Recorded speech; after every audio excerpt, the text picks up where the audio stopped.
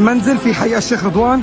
غزہ میں جنگ بندی خطرے میں، اسرائیلی فضائی حملوں کی ایک نئی لہر نے آج کم از کم 14 فلسطینیوں کو شہید اور کئی دیگر کو زخمی کر دیا ہے۔ ان تازہ حملوں نے اکتوبر 10 کو ہونے والے جنگ بندی معاہدے کی پاسداری پر سنگین سوالات کھڑے کر دیے ہیں۔ تازہ ترین حملوں کا سلسلہ غزہ کے مختلف علاقوں میں جاری رہا، جس کے نتیجے میں شہریوں کا بھاری جانی نقصان ہوا۔ عینی شاہدین اور طبی عملے کے مطابق پہلا حملہ رمال کالونی کے گنجان آباد علاقے میں ایک کار کو نشانہ بنا کر کیا گیا، جس سے کار میں آگ لگ گئی۔ فوری طور پر یہ واضح نہیں ہو سکا کہ 5 شہید ہونے والوں میں صرف کار سوار تھے یا راہگیر بھی شامل تھے۔ اس حملے کے فوراً بعد اسرائیلی فضا نے دیر البلح شہر اور نصیرات کیمپ میں 2 الگ الگ مکانات پر فضائی کارروائیاں کی، جس میں طبی عملے کے مطابق کم از کم 5 افراد شہید اور متعدد زخمی ہوئے۔ دن کے بعد مغربی غزہ شہر میں ایک مکان پر ہونے والے نئے اسرائیلی فضائی حملے میں مزید 4 فلسطینیوں کی شہادت کی تصدیق ہوئی، جس سے آج شہید ہونے والوں کی مجموعی تعداد کم از کم 14 ہو گئی۔ فلسطینی وزارت صحت کے حکام کے مطابق جنگ بندی کے معاہدے کے بعد سے اب تک اسرائیلی حملوں میں 316 فلسطینی شہید ہو چکے ہیں۔ ان حملوں کے بعد اسرائیل اور حماس دونوں نے ایک دوسرے پر جنگ بندی کی خلاف ورزی کا الزام عائد کیا ہے۔ اسرائیلی فوج نے اپنے بیان میں کہا کہ ایک مسلح شخص نے غزہ میں اسرائیلی زیر قبضہ علاقے میں داخل ہونے کی کوشش کی اور انسانی ہمدردی کے راستے کا غلط استعمال کیا۔ فوج نے اسے جنگ بندی معاہدے کی واضح خلاف ورزی قرار دیتے ہوئے کہا کہ وہ اس کے جواب میں غزہ میں اہداف کو نشانہ بنا رہے ہیں۔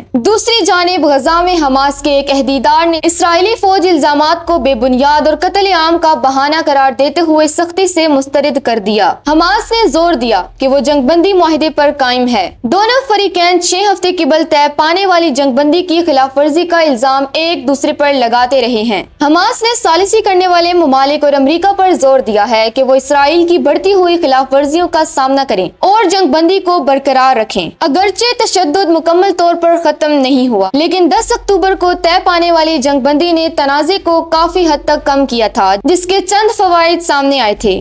اس سے سینکڑوں ہزاروں فلسطینیوں کو غزہ کے تباہ شدہ علاقوں میں واپس آنے اور امدادی سامان کی فراہمی میں اضافہ ممکن ہوا۔ اسرائیل نے شہر کے علاقوں سے اپنی فوجیں پیچھے ہٹا لی تھیں، تاہم اسرائیل کا کہنا ہے کہ جنگ بندی کے آغاز سے اب تک ان کے 3 فوجی ہلاک ہوئے ہیں اور انہوں نے درجنوں جنگوں پر حملہ کیا ہے۔ غزہ میں یہ تنازع 7 اکتوبر 2023 کو حماس کے حملے کے بعد شروع ہوا، جس میں 1200 اسرائیلی ہلاک اور 251 افراد کو یرغمال بنایا گیا تھا۔ اسرائیل کی تباہ کن جوابی کارروائی میں 69,700 سے زائد فلسطینی شہید ہو چکے ہیں، جن میں زیادہ تر عام شہری تھے۔ جنگ بندی معاہدے کے تحت حماس نے 20 زندہ یرغمالیوں کو رہا کیا، جس کے بدلے میں اسرائیل نے تقریباً 2000 فلسطینی قیدیوں اور زیر حراست افراد کو رہا کیا۔ حماس نے 28 ہلاک شدہ یرغمالیوں کی باقیات کو 360 فلسطینی جنگوں کی میتوں کے بدلے میں واپس کرنے پر بھی رضامندی ظاہر کی۔ اب تک 25 یرغمالیوں کی باقیات حوالے کی جا چکی ہیں، جبکہ فلسطینی وزارت صحت کے مطابق اسرائیل نے 330 فلسطینیوں کی میتیں واپس کی ہیں۔